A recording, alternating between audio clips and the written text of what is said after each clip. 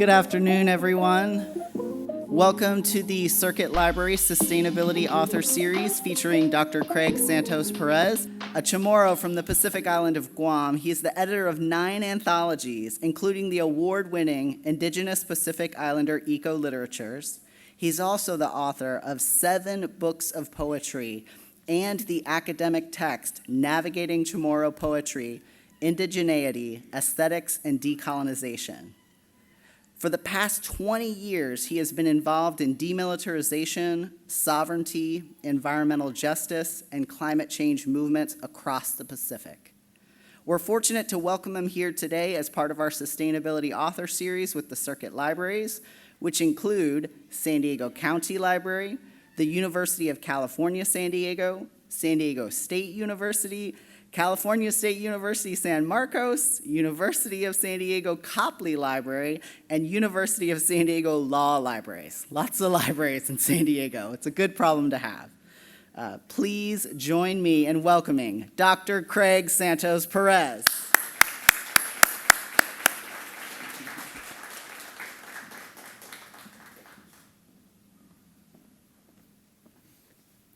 Well, Hafade Todosamzu. CSUSM Library, thank you for joining us on a beautiful Saturday to listen to some poetry. Thank you so much to Oscar for the invitation to share my work here today. And thank you to all the partners and sponsors to help put this together in this beautiful venue. I'm going to read from actually 2 of the books that you folks are receiving for free today, so that's very exciting. The first kind of speaks to what Oscar was saying about kind of Native American people here in San Diego, and of course around what they call Turtle Island. And of course, November is also Native American Heritage Month. And so I wanted to read a poem that I wrote several years ago when I was still living in Hawaii. And we had a solidarity event for the Standing Rock tribe, who was fighting to protect their waters against oil pipelines. And so this poem is called Chanting the Waters, and it kind of connects water issues both here in North America as well as in the Pacific and around the world. Now, this is also a call and response poem, since that's very common within indigenous literature. And so I need some audience participation for this first poem. Okay. So when I say the word say, I need you to say, water is life. Say, say, say, because our bodies are 60% water, because water breaks forth from shifting tectonic plates, because amniotic fluid is 90% water, because my daughter crowned like a new island, because she breathed and breathed and breathed, because our lungs are 80% water. Say, water is life. Because we tell creation stories about water, because our language flows from water, because our words are islands writ on water, because it takes more than 3 gallons of water to make a single sheet of paper. Say, because water is the next oil, because 180,000 miles of U.S. oil pipelines leak every day, because we wage war over gods and oil and water. Say, water is life. Because our planet is 70% water, because only 3% of that is fresh water, because it takes 2 gallons of water to refine 1 gallon of gasoline, because it takes 20 gallons of water to make a pound of plastic, because the average American water footprint is 2,000 gallons a day. Say, because 1 billion people lack access to drinking water, because women and children walk 4 miles every day to gather clean water and deliver it home. Say, because our bones are 30% water, because if you lose 10% of your body's water, you become immobile, because our bodies won't survive a week without water. Say, because corporations privatize, dam, and bottle our waters, because plantations divert our waters, because animal slaughterhouses consume our waters, because pesticides, chemicals, lead, and waste poison our waters. Say, because they bring their bulldozers and drills and drones, because we bring our feathers and lei and sage and shells and canoes and hashtags and totems, because they call us savage and primitive and riot, because we bring our treaties and the Declaration on the Rights of Indigenous Peoples, because they bring their banks and politicians and dogs and paychecks and pepper spray and bullets, because we bring our songs and schools and prayers and chants and ceremonies, because we say stop, keep the oil in the ground, because they say shut up and vanish, but we are not moving, because we bring all our relations and all our generations and all our live streams. Say, because our drumming sounds like rain after drought echoing against taut skin, because our skin is 60% water. Say, because every year millions of children die from waterborne diseases, because every day thousands of children die from waterborne diseases, because by the end of this poem, 5 children will die from waterborne diseases. Say, because my daughter loves playing in the ocean, because someday she'll ask, where does the ocean end? Because we'll point to the dilating horizon, because our eyes are 95% water, because we'll tell her ocean has no end, because sky and clouds lift ocean, because mountains embrace ocean into blessings of rain, because ocean, sky, rain fills aquifers and lakes, because ocean, sky, rain, lake flows into the Missouri River, because ocean, sky, rain, lake, river returns to the Pacific and connects us to our cousins at Standing Rock, because our blood is 90% water. Say, because our hearts are 75% water, because I'll teach my daughter our people's word for water, hanum, hanum, hanum, so the sound of water will always carry her home. Say, say, say, thank you.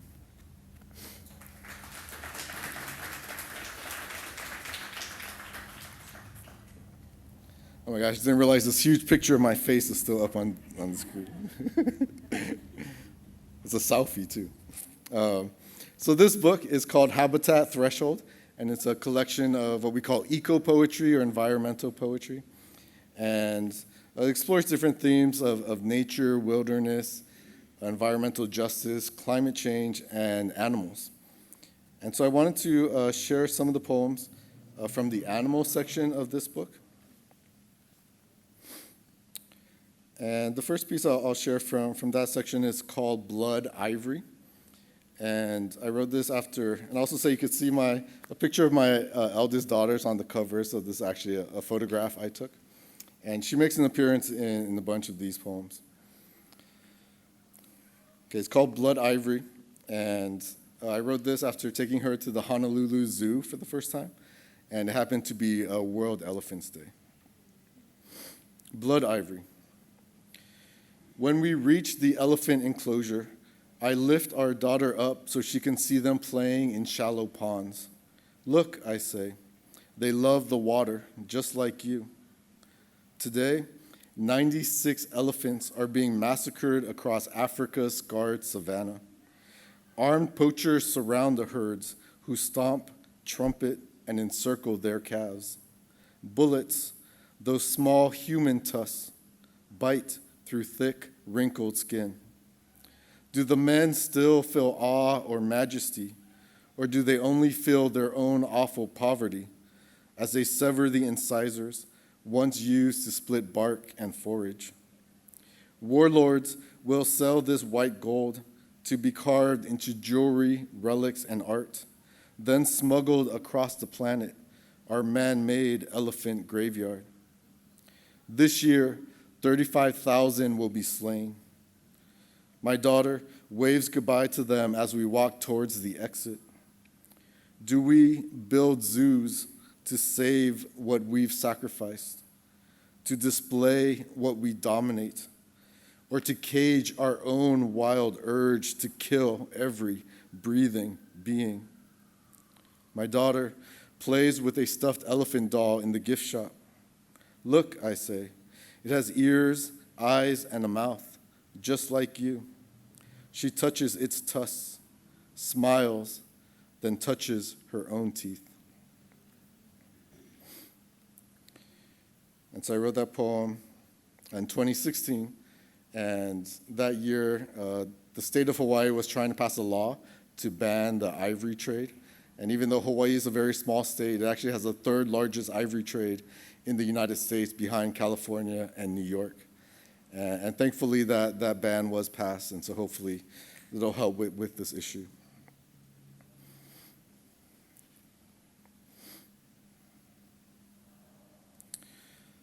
Okay, this next poem is titled "The Last Safe Habitat," and is dedicated to a native Hawaiian bird called the Kauai-o'o, which is a kind of honey creeper.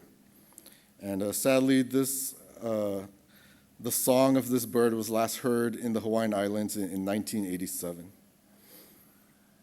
The Last Safe Habitat. I don't want my daughter to know that Hawaii is the bird extinction capital of the world. I don't want her to walk around the island feeling haunted by tree roots buried under concrete. I don't want her to fear the invasive predators who slither, pounce, bite, swallow, disease, and multiply.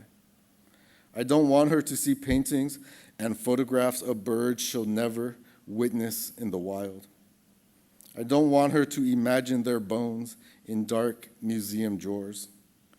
I don't want her to hear their voice recordings on the internet. I don't want her to memorize and recite the names of 77 lost species and subspecies. I don't want her to draw a timeline in school with the years each bird was first collected and last sighted.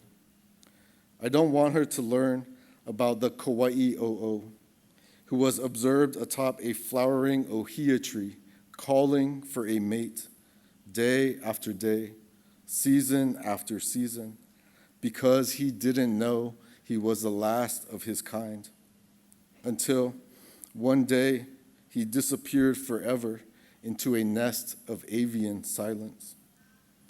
I don't want my daughter to calculate how many miles of fencing is needed to protect the endangered birds that remain.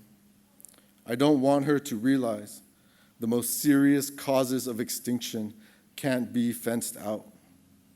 I want to convince her that extinction is not the end. I want to convince her that extinction is just a migration to the last safe habitat on Earth. I want to convince her that our winged relatives have arrived safely to their destination, a wondrous island with a climate we can never change, and a rainforest fertile with seeds and song. And so my youngest daughter came to San Diego this past summer. We took her to the zoo, and sadly this issue of kind of the endangerment and extinction of species is widespread across the Pacific, including Guam, where I'm from, where pretty much all our native birds on Guam have been extirpated from the wild. And at the San Diego Zoo, though, they have a few native birds from Guam who are in their care. And my daughter, got to meet one of those birds for the first time here in San Diego. So it's a very special moment and a very important environmental issue as well.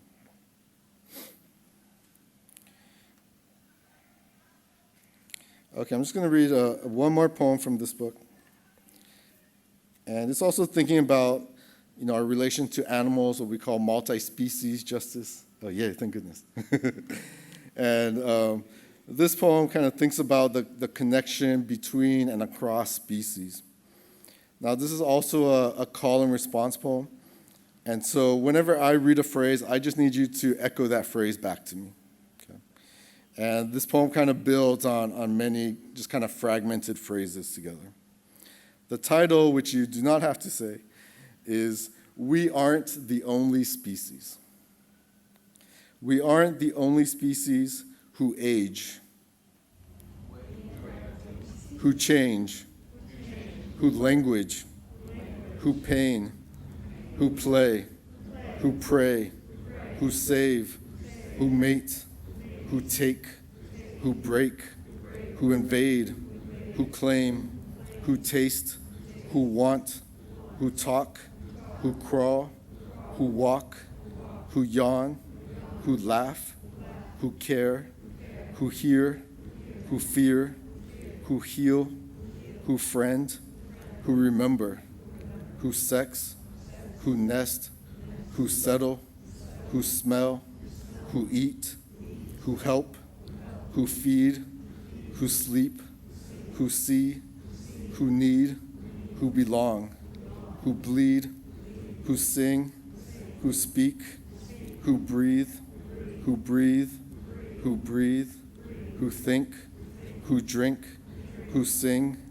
who thirst, who birth, who kill, who smile, who lick, who listen, who kiss, who give, who sick, who swim, who migrate, who die, who fight, who cry, who hide, who sign, who mourn, who mourn, who mourn, who work, who school, who tool, who bond, who protect, who hope, who love, who lonely, who touch, who moan, who drown, who hurt, who hunt, who run, who hunger, who nurse, who suffer, who build, who trust, who bury, who past, who present, who future, who house, who house, who house,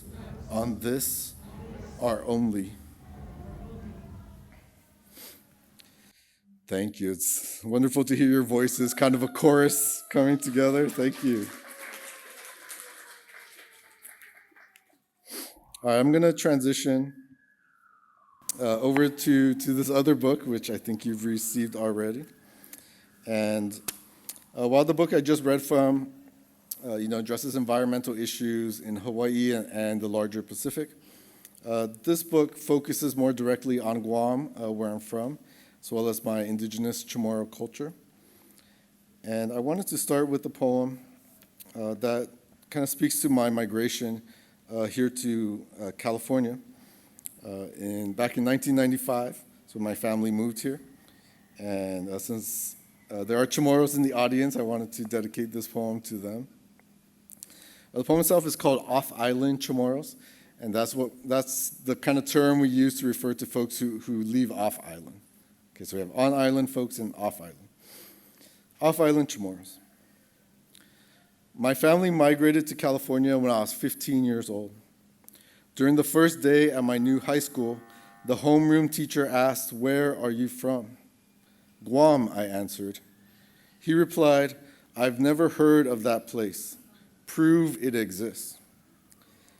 When I stepped in front of the world map on the classroom wall, it transformed into a mirror.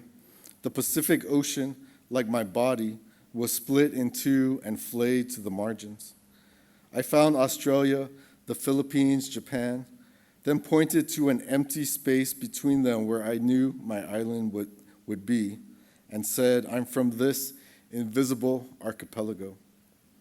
My classmates laughed, and even though I descend from oceanic navigators, I felt so lost, shipwrecked on the coast of a strange continent. "Are you a citizen?" he probed. "Yes, my island Guam is a U.S. territory. We attend American schools, eat American food, listen to American music, watch American movies, play American sports, learn American history, dream American dreams, and die in American wars." "You speak English well," he proclaimed, with almost no accent. And isn't that what it means to be an off-island Chamorro, to feel foreign in a domestic sense? Over the last 50 years, my people have migrated for jobs, schools, hospitals, adventure, and love. But most of all, we've migrated for military service, deployed and stationed to bases around the world. According to the 2010 census, 44,000 Chamorros live in California, 15,000 in Washington, 10,000 in Texas, 7,000 in Hawaii, and 70,000 more in every other state. We are the most geographically dispersed Pacific Islander population within the U.S., and off-island Chamorros now outnumber our on-island kin, with generations having been born away from our homelands, including my daughters. Some of us will be able to return home for holidays, weddings, and funerals. Others won't be able to afford the expensive plane ticket back to the Western Pacific. Years and even decades might pass between trips, and each visit will feel too short. And we'll lose contact with family and friends, and the island will continue to change until it becomes unfamiliar to us. Isn't that too what it means to be an off-island Chamorro, to feel foreign in our own homeland? Even after 30 years away, there are times I still feel adrift, without itinerary or destination, when I wonder, what if my family stayed? What if I returned? When the undertow of these questions begin pulling me out to sea, remember, migration flows through our blood like the aerial roots of a banyan tree. Remember, our ancestors taught us how to carry our culture in the canoes of our bodies. Remember, our people, scattered like stars, form new constellations when we gather. Remember, home is not simply a house, village, or island. Home is an archipelago of belonging.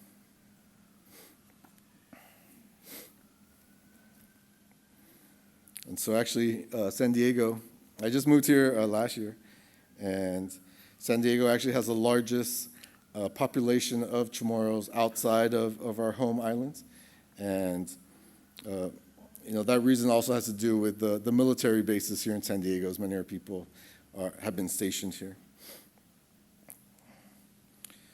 So this next poem I want to share is actually about my grandma. So, unfortunately, she wasn't able to migrate with us.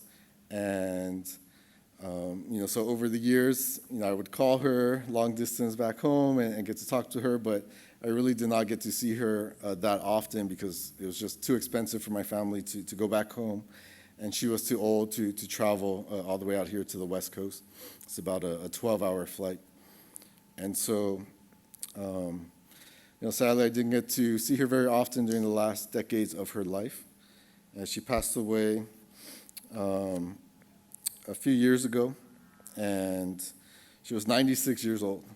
And so she's, the Chamorros in the house know she was part of the World War II generation who survived the brutal military occupation by the Empire of Japan, which basically invaded Guam and took control of the island for 3 years during World War II.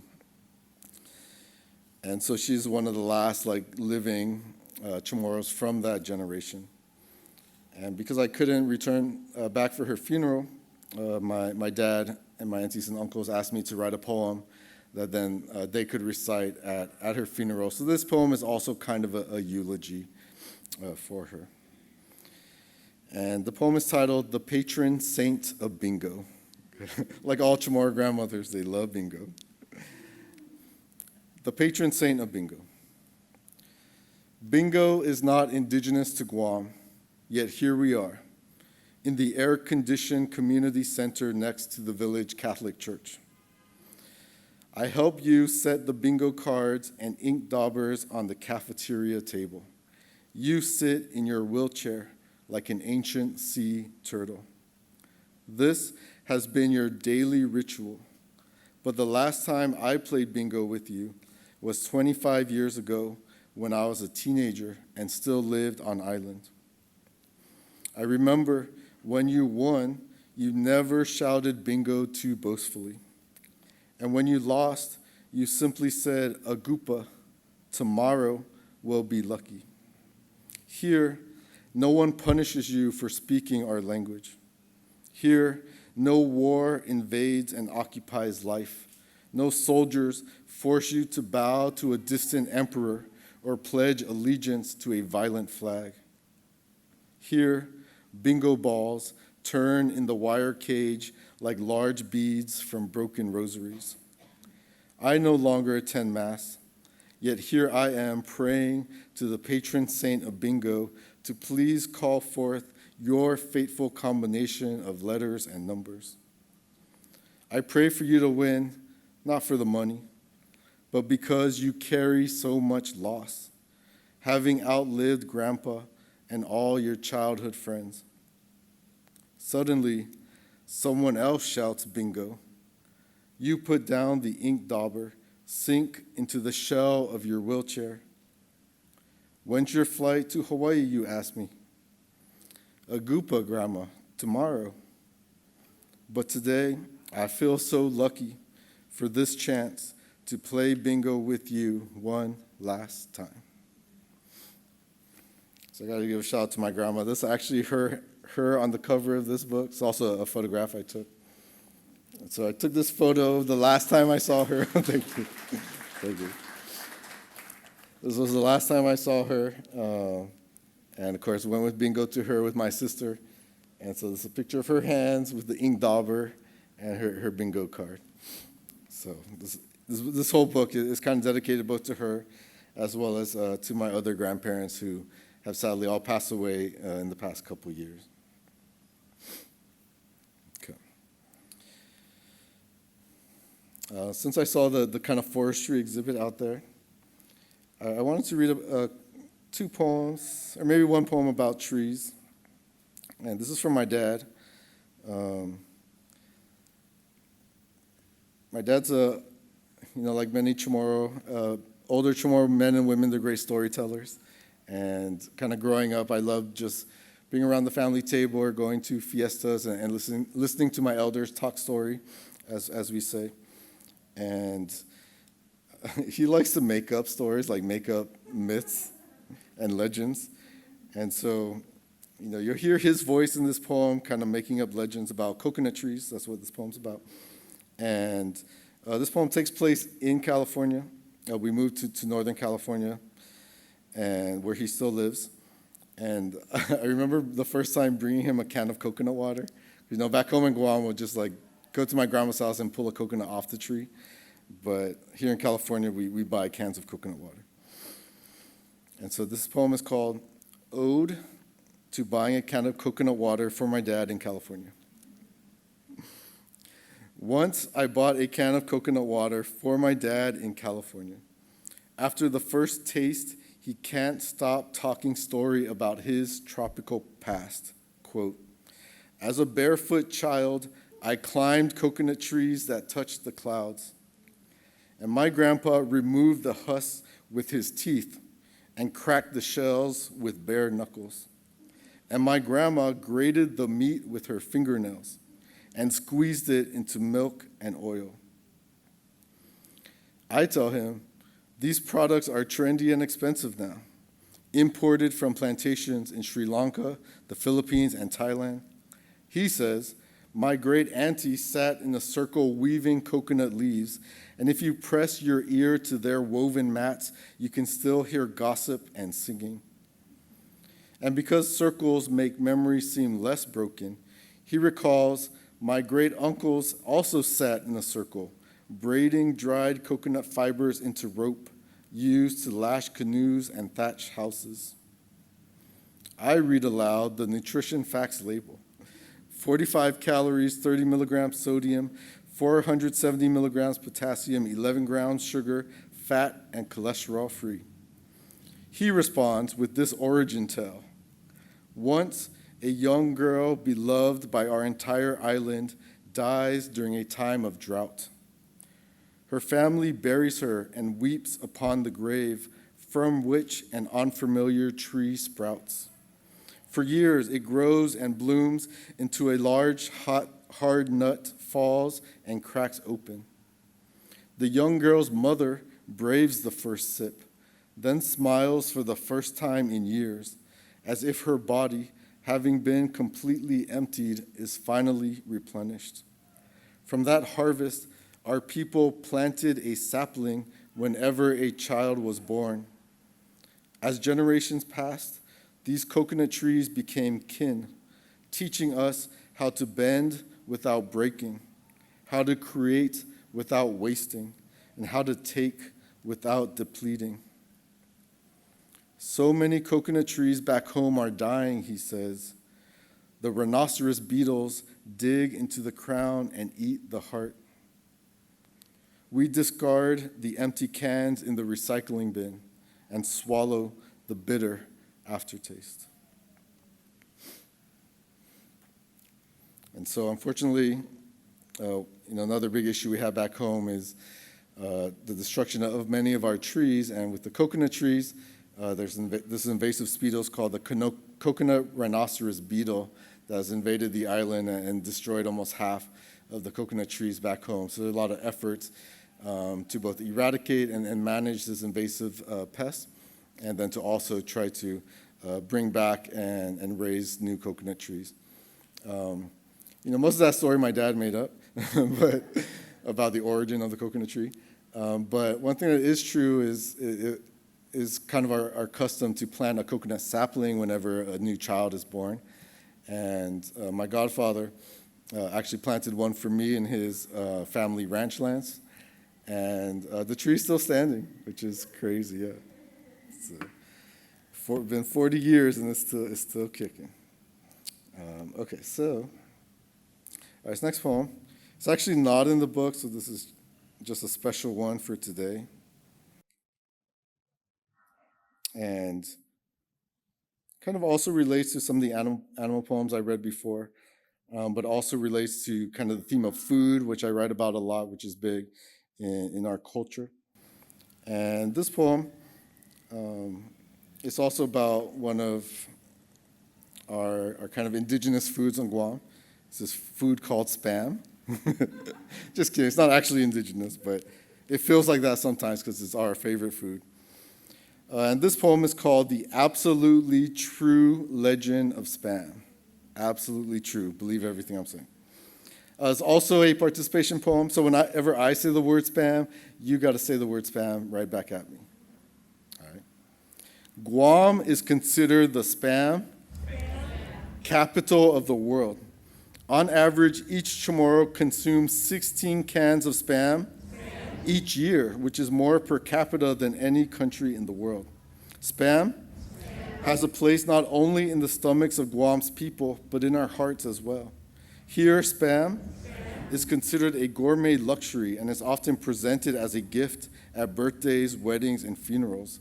Guam, the name itself, is an acronym for Give Us American Meat. True story. Spam was born on July 5th, 1937 in Austin, Minnesota, the home of Hormel. Our guttural love of spam started in 1944 when the shiny cans were birthed from U.S. aircraft carriers and served to our war-torn island. My starving grandma describes spam as manna from heaven, and this fateful day is commemorated as the Feast Day of the Immaculate Consumption. Spam is also popular in Hawaii, the Philippines, Okinawa, and South Korea, all places with a history of U.S. military presence. In fact, some historians argue that spam may have been responsible for Hitler's defeat. The Allies would not have won World War II without spam. Plus, it's processed, so I guess we can keep it forever, right? You can rub the entire block of spam along with the accompanying delicious gelatinous goo onto your wood furniture. The oils from the spam moisturize the wood and give it a nice luster. Plus, you have more than enough left over to use as your own personal lubricant. A perfect indigenous dinner date. Maybe the economic downturn and impending climate apocalypse will help people truly appreciate spam instead of loathing it. Spam doesn't have to be unhealthy. I eat spam every day and I'm not dead. Just switch to spam light. My food philosophy is simple. I eat, therefore I spam. Turkey spam, hot and spicy spam, garlic spam, Portuguese sausage flavored spam. At the Spam Factory, Nearly 20,000 pigs are slaughtered per day. More than 1,000 severed pig heads slide down the conveyor belt per hour. Undocumented migrants slice ears, clip snouts, chisel cheeks, scoop eyes, carve tongues, and scrape mouths. Hashtag everything but the squeal.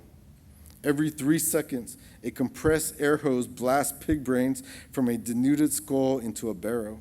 Rosy mist, strawberry milkshake, Pepto-Bismol. Google the spam factory's dirty little secret. The name SPAM stands for Specially Processed Army Meal.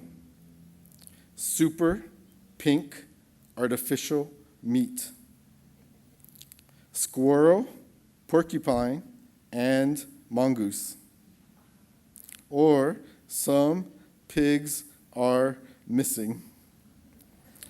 My uncle is the reigning Guam spam king. He won the last spam cook-off with his spicy spam meatballs. He won a free round-trip ticket to the 14,000 square foot spam museum in Minnesota. When he returned, he gifted me a spam snow globe featuring a can of spam sitting on an island. Turn it over and a typhoon swirls madly, unable to unseat spam from its place of honor. I have a souvenir can of spam I bought after seeing Monty Python's Spam-A-Lot on Broadway in New York City. It cost me $10 and is the most expensive spam I have ever bought. I will never eat it. That's all true story. All right, just one final poem. Appreciate all of you listening and participating as well. This is the last poem in this book here. And as I mentioned, my family left home when I was 15, and I didn't return back to Guam until I was 30 years old, so it was like a 15-year gap.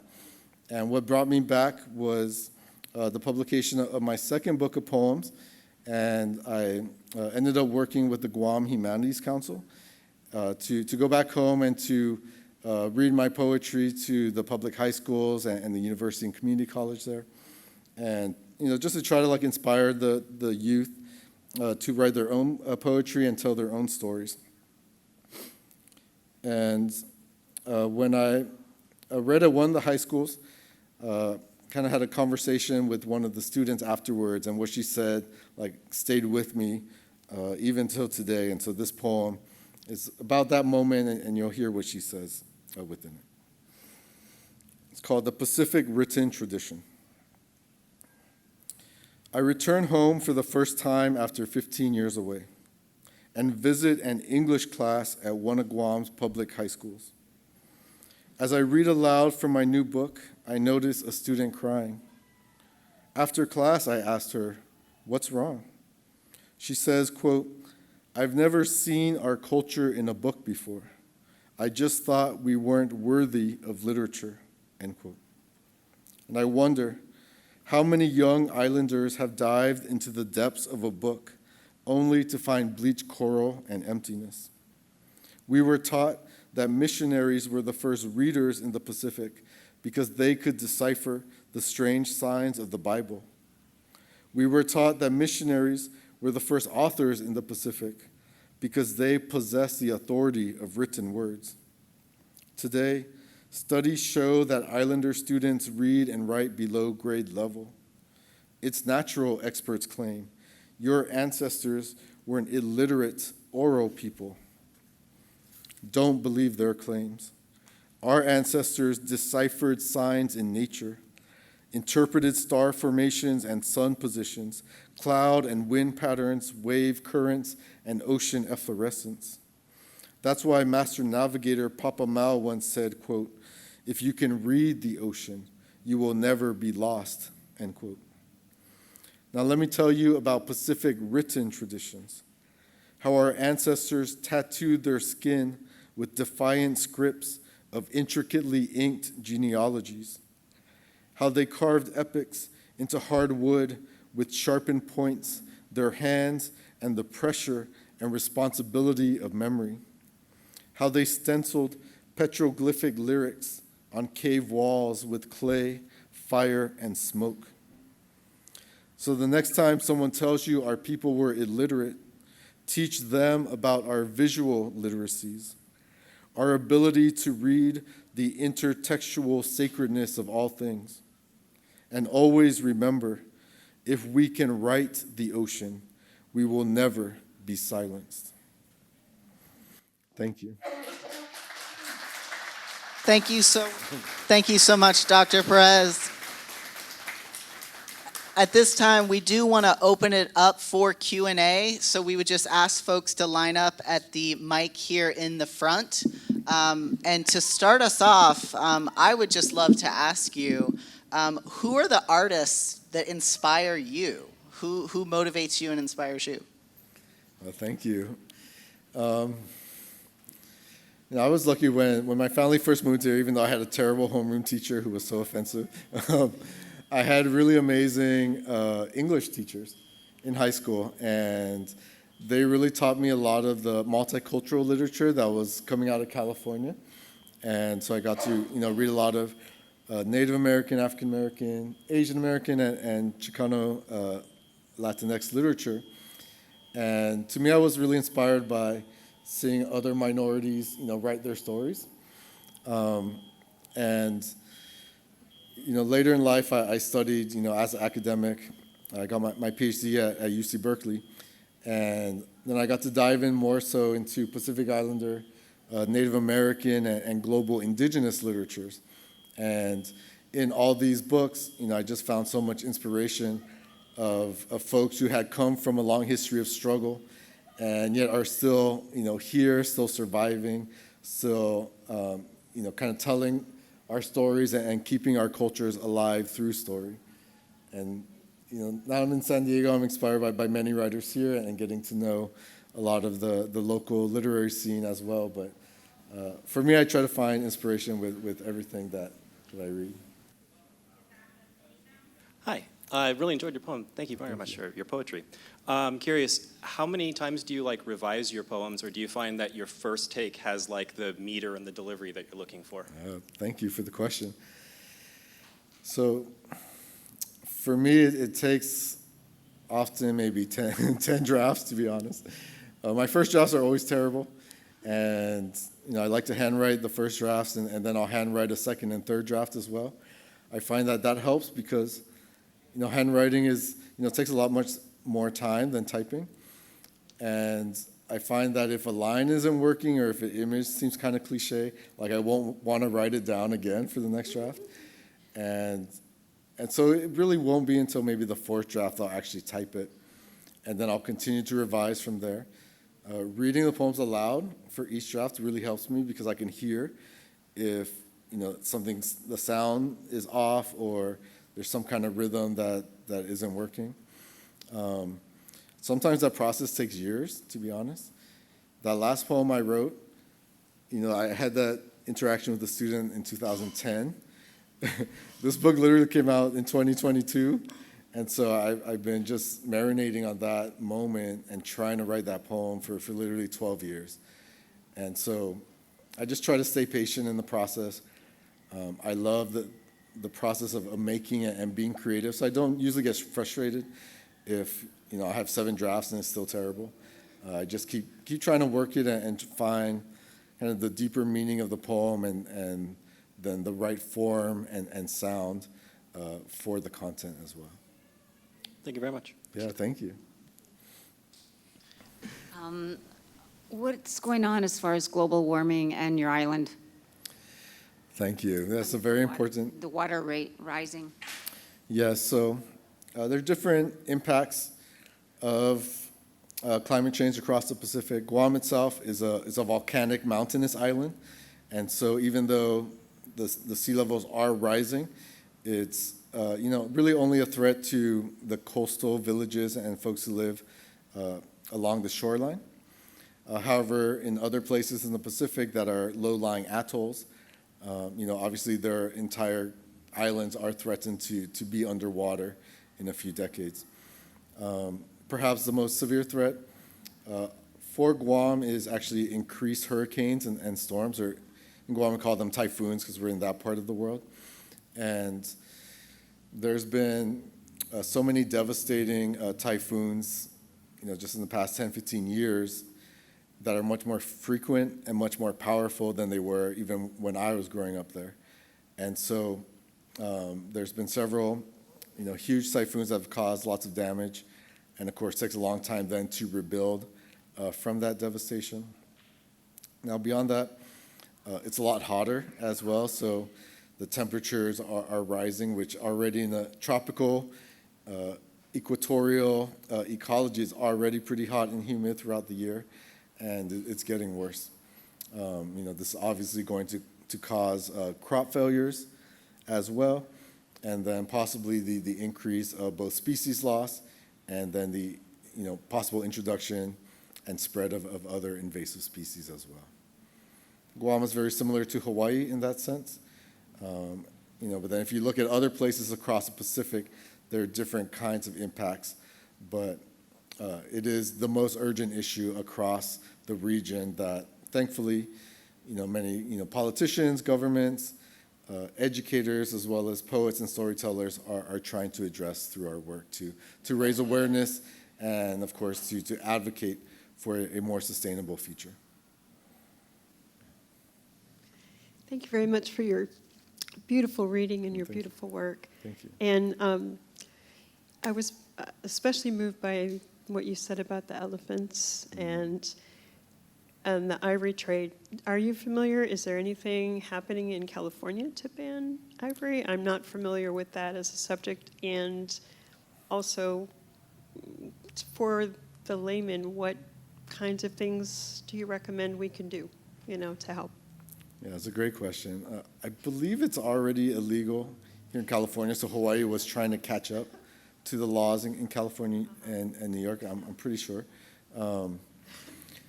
And there has been a lot of progress around the world to ban the ivory trade and to stop it. And of course, there are many conservation efforts, not only here at the San Diego Zoo, obviously, but zoos around the world, and of course, conservation areas in Africa itself and in parts of Asia. And so it has been trending towards stronger protections, and the numbers seem to be stabilizing globally. However, of course, it's still an issue. And a lot of it has to do not with necessarily with people hating elephants, but with people just being so impoverished in certain parts of the world that this is the best way they can make money to feed their families. And so, I think we not only have to do what we can to protect and conserve the elephants and their habitats, but also to provide people in these countries with more sustainable economic opportunities.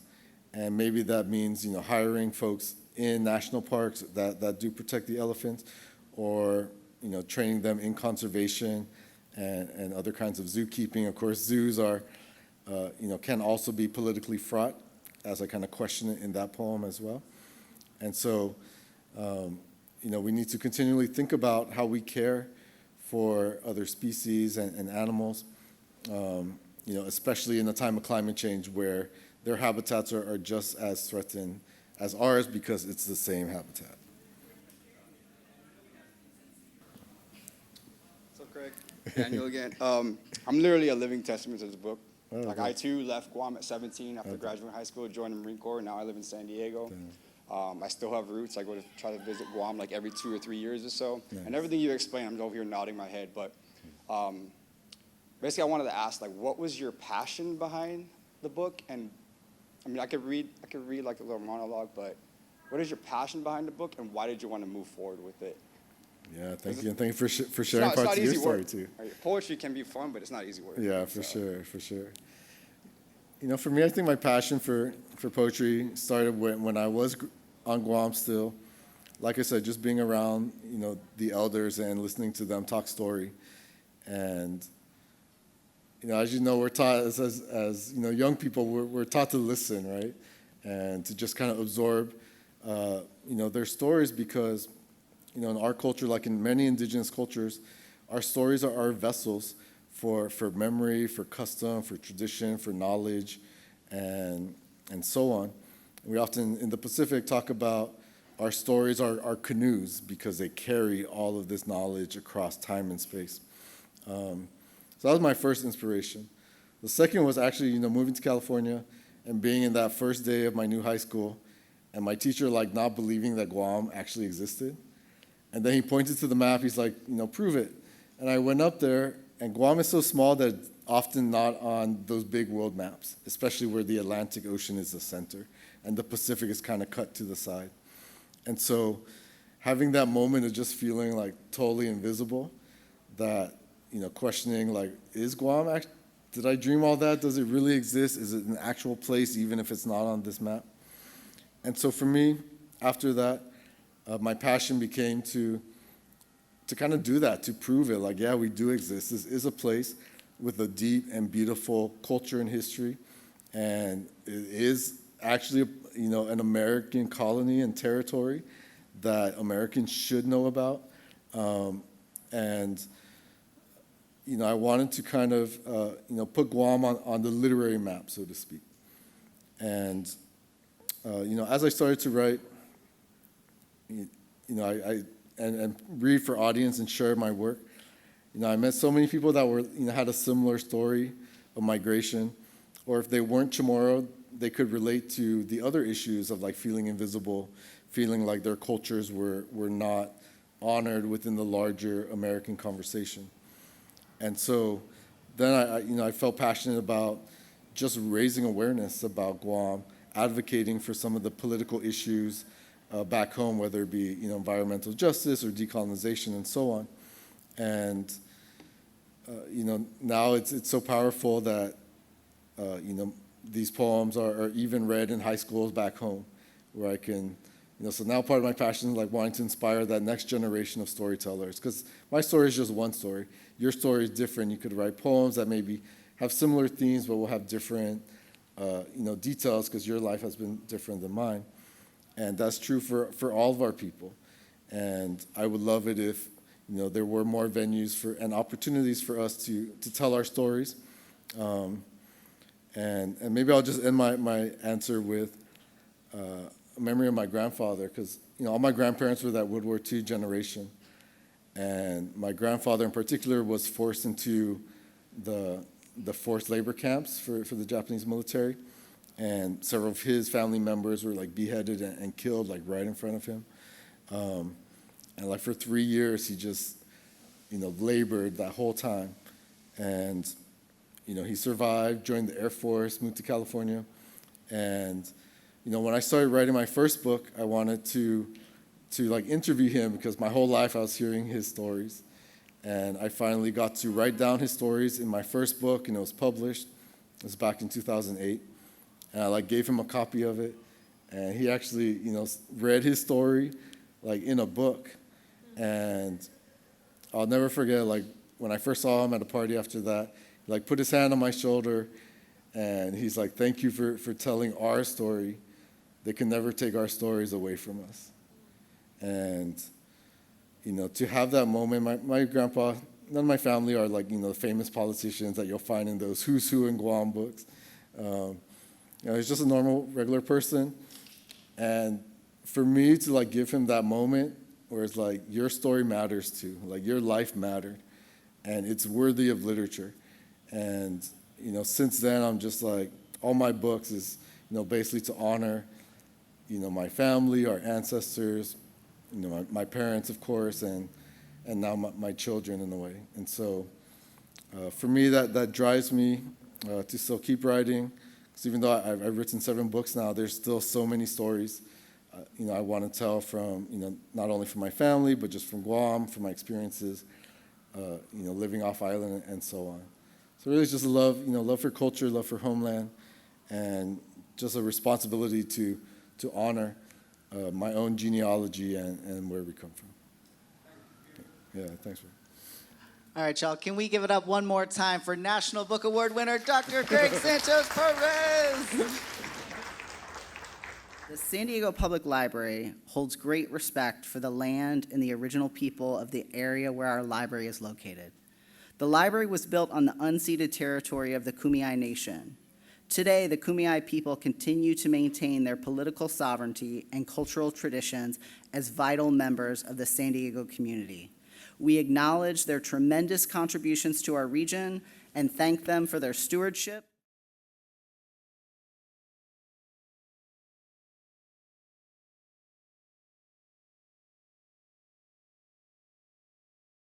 The All of Us research program is an ambitious effort to gather health information from 1 million or more people across the U.S.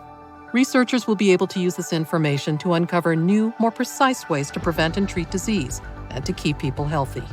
The Asian American community is the fastest growing demographic group in the U.S. There are needs that go along with that population growth. Healthcare is pretty central among them. The majority of the people do not speak English, so having culturally appropriate services is a must for our community. We not only have diversity in culture and language, but we also have diversity in our healthcare risk.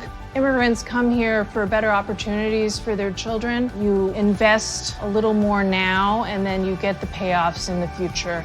This is an opportunity to be seen, this is an opportunity to be heard, and this is an opportunity to contribute to an initiative that may potentially change lives going forward.